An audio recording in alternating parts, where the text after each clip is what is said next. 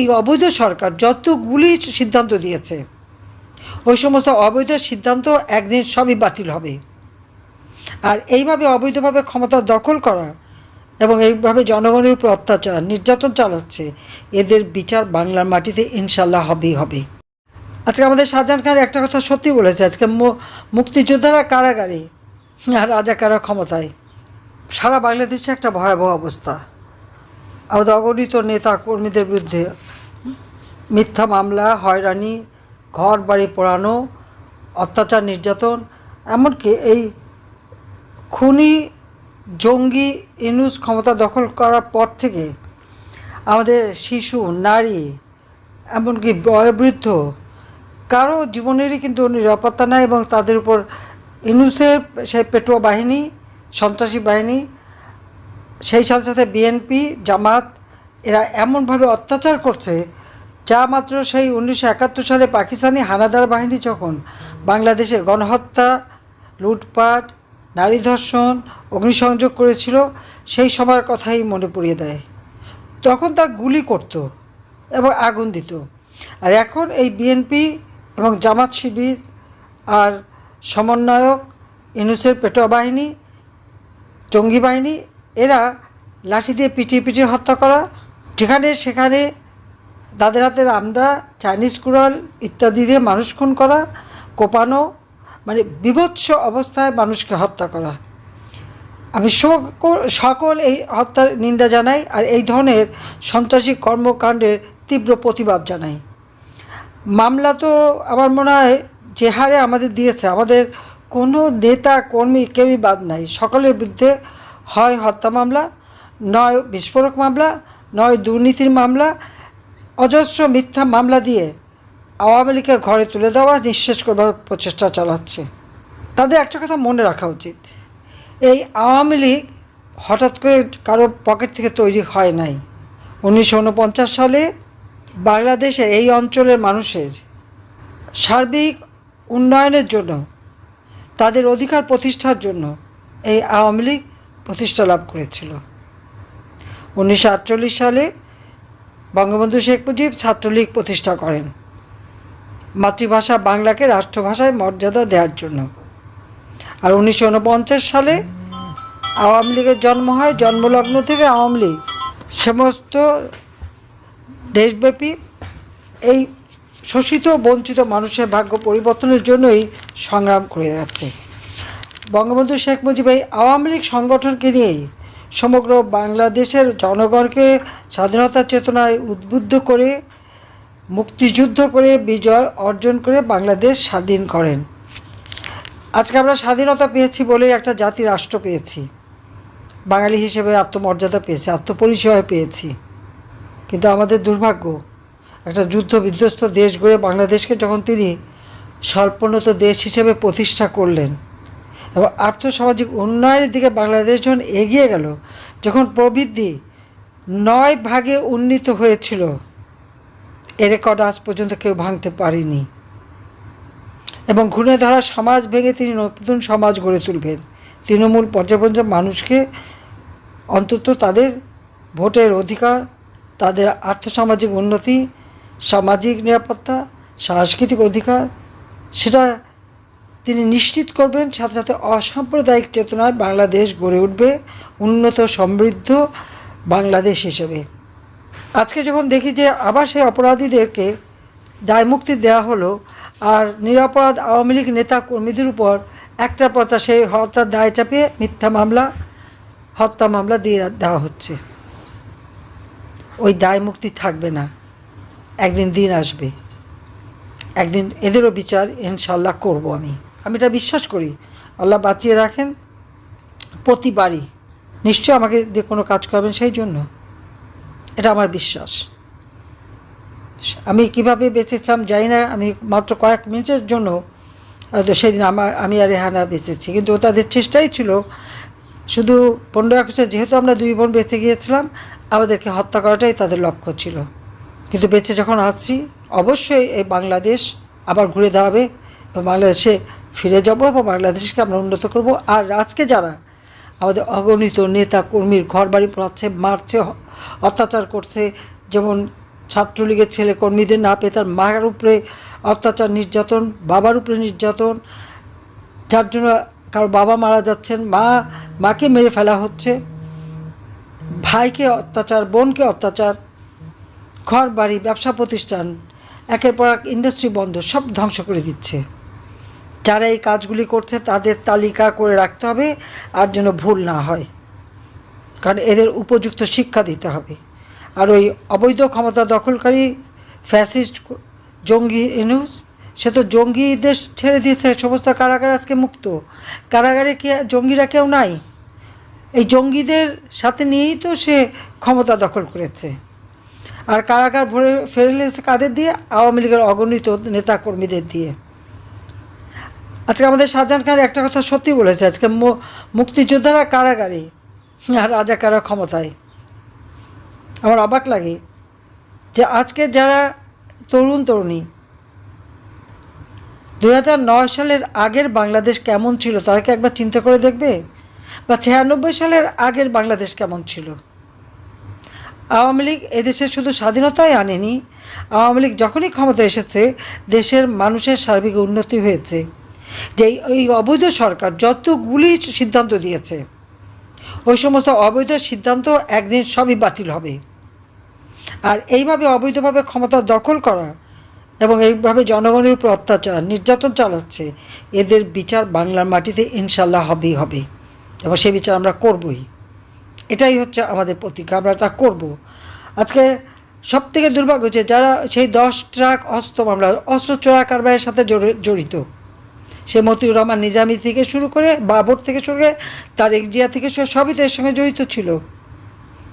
সেটা তদন্ত হয় এবং শাস্তি দেওয়া হয়, তাদের ছেড়ে দিয়েছে।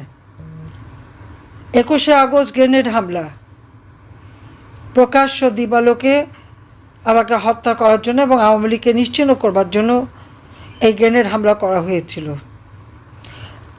বিএনপির আমলে আমরা আওয়ামী লীগ অফিসে যেতে পারতাম না, পুলিশ ঘিরে রাখতো।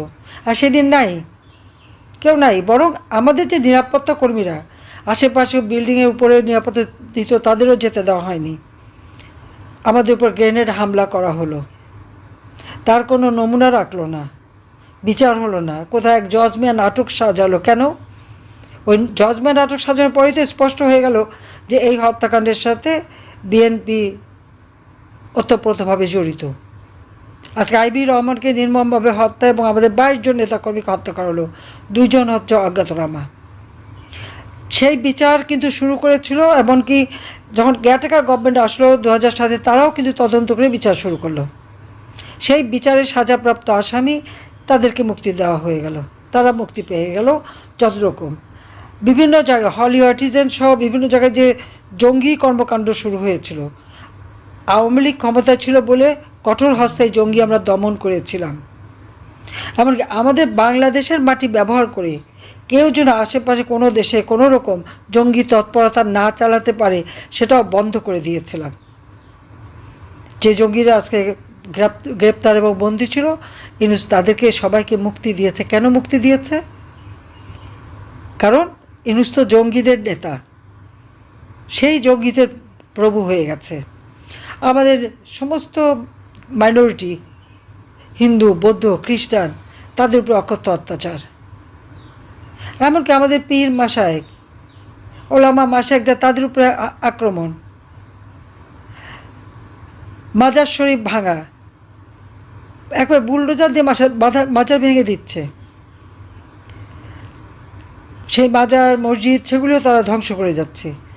মানে এদের হাতে কেউ নিরাপদ না, শুধু জঙ্গিরাই তাদের নিরাপদ, জঙ্গিরাই শুধু মদত পাবে। আর সাধারণ মানুষ, আজকে কৃষক, সারের দাম, বীজের দাম সব বেড়ে গেছে এবং উৎপাদিত পণ্যের ন্যায্য মূল্যও পাচ্ছে না। আজকে সেই ভাতাগুলি সব বন্ধ করে দিয়েছে। আমার প্রশ্ন, আমি তো বাজেট দিয়ে এসেছিলাম, সেই ভাতার টাকাটা গেল কোথায়, কার পেটে গেল সেটা আমি জানতে চাই। 1 জানুয়ারি আমরা বই দিতাম বিনামূল্যে ছাত্রছাত্রীদের, আমাদের দেওয়া বাজেটের পরেও আরও 700 কোটি টাকা বেশি বাজেট দেওয়া হলো, কিন্তু আজ পর্যন্ত বই আর ছেলে মেয়ে পেল না। প্রাইমারি থেকে উচ্চ পর্যায় পর্যন্ত আমি প্রাইমারি শিক্ষা শুরু করেছিলাম, প্রাইমারি থেকে উচ্চ পর্যন্ত আমরা বৃত্তি উপবৃত্তি দিয়েছি ছেলে মেয়েদের লেখাপড়া শেখার জন্য, সেই বৃত্তি টাকাও বন্ধ করে দিয়েছে। কৃষকদের যে ভর্তুকি টাকা দিই সে টাকা বন্ধ, তাহলে এই টাকাগুলি কোথায় গেল আমার প্রশ্ন। 7,97,000 কোটি টাকার বাজেট দিয়ে এসেছিলাম, আমাদের প্রবৃদ্ধি আমরা 6 ভাগের উপরে তুলেছিলাম, তখনও 2023 সালে আমাদের 7.3 ভাগ ছিল। আজকে কেন কমে গেল তার জবাব তো ইউনুসকে দিতে হবে। যে দারিদ্র্যের হার 41 ভাগ ছিল আমি তা 18 ভাগে নামিয়ে এনেছিলাম। হত দরিদ্রের হার 25 ভাগ ছিল, আমি তা 5 ভাগে নামিয়ে এনেছিলাম।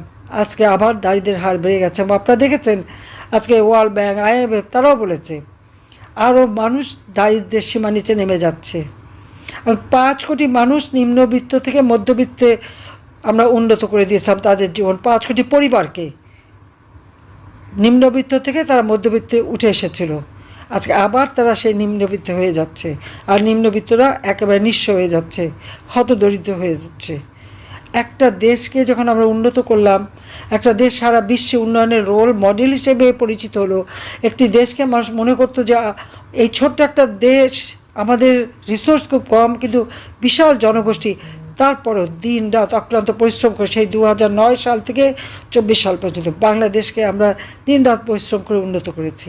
আমাদের লক্ষ্য ছিল 2020 সালে জাতির পিতার জন্মশতবার্ষিকী এবং 2021 সালে যখন আমরা স্বাধীনতার সুবর্ণ জয়ন্তী উদযাপন করব, তখনই বাংলাদেশকে অন্তত আমরা একটা ধাপে উন্নীত করব, এবং আমরা কিন্তু সেটা সফলভাবে করতে পেরেছি।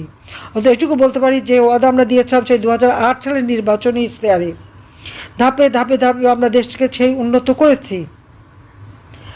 যে উন্নয়নটা আমরা করে দিলাম মাত্র 7-8 মাসের মধ্যে, সেই জিনিসটাকে এইভাবে ধ্বংস কেন করে দিল, এটা ওই সুদখোর জঙ্গি ইউনূসকে জবাব একদিন দিতে হবে।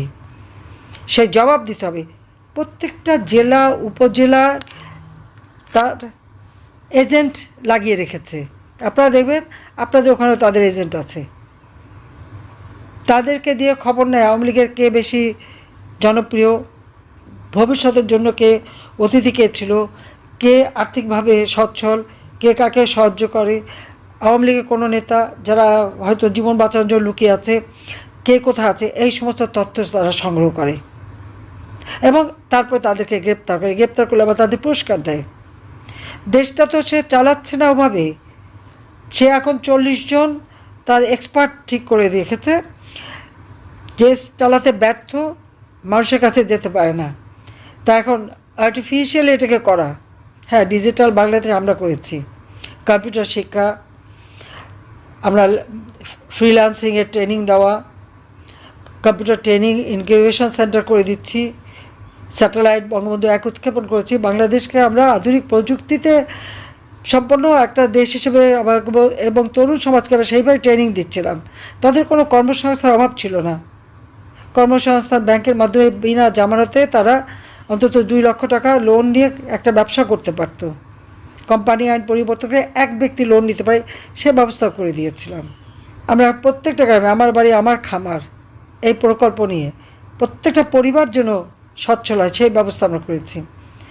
আমার গ্রাম আমার শহর এই প্রকল্পের মাধ্যমে প্রত্যেকটা গ্রামকে আমরা শহরে উন্নীত করেছি। আজকে কেন সেই অর্জনগুলিকে একে একে নষ্ট করা হলো, সে জবাব আমরা চাই, বাংলাদেশের জনগণ চায়।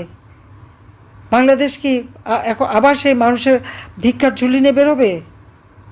সেই বাংলাদেশকে আমরা খাদ্যের স্বয়ংসম্পূর্ণতা করেছি, পুষ্টি নিশ্চয়তা দিয়েছি, মানুষের আয়ুষ্কাল বেড়েছে, সাক্ষরতার হার বেড়েছে। আজকে সব একে একে ধ্বংস। আমাদের ছেলেমেয়ে, আওয়ামী লীগের ছেলেমেয়ে, মুক্তিযোদ্ধার ছেলেমেয়ে লেখাপড়া করতে পারবে না। তাদের অপরাধটা কি? কই আমরা তো ক্ষমতায় ছিলাম, বিএনপি জামাত বিভিন্ন দলের ছেলেমেয়েরা পড়ে নাই, কোনো দিনকে আমরা তাদেরকে বের করে দিয়েছি? কই আমরা তো বের করিনি। তাহলে আজকে আমাদের ছেলে, আমাদের আওয়ামী লীগের ছেলে মেয়ে হলে, মুক্তিযোদ্ধার ছেলে মেয়ে হলে বা তাদের নাতিপুতি হলে তারা লেখাপড়া করতে পারবে না, এটা কেন? এই অবিচারটা তো কেন করছে? হাজার হাজার তরুণ সমাজ তাদের ভবিষ্যৎটা নষ্ট করে দিচ্ছে, আর আন্দোলন করতে গেলেই তাদের উপর হামলা। আজকে এই যে পলিটেকনিক ইনস্টিটিউট আন্দোলন করতে গেছে অমনি ছাত্র হত্যা করেছে। মাদ্রাসার শিক্ষকরা আন্দোলন করেছে, সেখানে 2 জনকে হত্যা করে গুম করে দিয়েছে। প্রাইমারি শিক্ষয়িত্রীরা আন্দোলন করেছে, সেখানে মায়ের কোলে ছোট্ট শিশু, তারপরে পানি মারে এবং তাকে গ্রেপ্তার। মানে এইরকম অরাজকতা এবং এইরকম নির্যাতন, অত্যাচার, মানে এটা বোধহয় আমি জানি না আর কেউ জানে কি না। আমি আমাদের তরুণ সমাজকে বলবো, হ্যাঁ, এক সময় তারা বিভ্রান্ত হয়েছিল ওদের মুখরোচক কথা শুনে, অনেকেই এই সমন্বয়কদের সাথে যুক্ত হয়েছিল, কিন্তু আজকে তো দেখলো তারা যে দেশটা এরা কোথা নিয়ে গেছে। কিন্তু যারা সমন্বয় এইসব কাণ্ড করেছে তারা কিন্তু ভালো আছে, রাতারাতি তাদের আঙ্গুর ফুলে কলা গাছ, মেলা টাকার মালিক হয়ে গেছে তারা, অর্থ সম্পদ, চাঁদাবাজি, মাস্তানি সমান তালে এবং দখল করে যাচ্ছে। আর বিএনপির কাজ হলো সব অগ্নিসংযোগ, লুটপাট, দুর্নীতি, এটে ব্যস্ত। আর জামাত তো হাত কাটা, পা কাটা, রক কাটা, মানুষকে খুন করা, কোপানো, এই তালে ব্যস্ত। সাধারণ মানুষের আশ্রয় কোথায়? আশ্রয় হচ্ছে একমাত্র আওয়ামী লীগ। একমাত্র আওয়ামী লীগই যখন সরকারে আসে জনগণের সেবক হিসেবে কাজ করে, জনগণের পাশে দাঁড়ায়, জনগণের জীবন মান উন্নত করে। এটা আজকে প্রমাণিত সত্য। 96 সাল থেকে 2001 আমরা জনগণের সেবা করেছিলাম, জনগণ তার সুফল পেয়েছিল। 2009 থেকে 2024 আগস্ট পর্যন্ত জনগণ সেই সেবা পেয়েছে, আজকে সেটা উপলব্ধি করতে পেরেছে। কাজে আমাদের সকল নেতাকর্মী, আপনাদেরকে আমি অনুরোধ করব যে আপনারা জনগণের পাশে যে দাঁড়ান, কৃষক, শ্রমিক, মেহনতি মানুষ, তাদের পাশে দাঁড়ান। তারাই আমাদের একমাত্র শক্তি, বাংলাদেশের জনগণই আমাদের একমাত্র শক্তি। এবং তাদেরকে সাথে নিয়ে এই জঙ্গি ইউনূসের বিরুদ্ধে প্রতিরোধ গড়ে তুলতে হবে। আর যারা, সে বিএনপি হোক, জামায়াত হোক বা যে দলই হোক, যারা আমাদের নেতা কর্মীদের গায়ে হাত তুলেছে, মিথ্যা মামলা দিয়েছে, ঘরবাড়ি জ্বালিয়েছে, পুড়িয়েছে, কারো ক্ষমা নেই। তাদের বিচার করতে হবে। যে যেখানে যেভাবে আছেন প্রতিরোধ গড়ে তুলতে হবে এবং দেশের মানুষের অধিকার প্রতিষ্ঠা করতে হবে। তাদের গণতান্ত্রিক অধিকার, তাদের অর্থনৈতিক অধিকার, সামাজিক অধিকার, সাংস্কৃতিক অধিকার, এটা আমাদের অর্জন করে বাংলাদেশকে অসাম্প্রদায়িক চেতনার বাংলাদেশ হিসেবে আমরা গড়ে তুলব। বাংলাদেশ ইনশাল্লাহ আবার এই অন্ধকার যুগ থেকে আলোর পথে যাত্রা শুরু করবে। বাংলাদেশ উন্নত সমৃদ্ধ বাংলাদেশ হিসেবে গড়ে উঠবে। 2041 সালের মধ্যে আধুনিক প্রযুক্তি জ্ঞান সম্পন্ন উন্নত সমৃদ্ধ সোনার বাংলাদেশ আমরা গড়ে তুলব, স্মার্ট বাংলাদেশ আমরা গড়ে তুলে জাতির পিতার স্বপ্ন পূরণ করব। সবাইকে ধন্যবাদ। জয় বাংলা, জয় বঙ্গবন্ধু। বাংলাদেশ চিরজীবী হোক।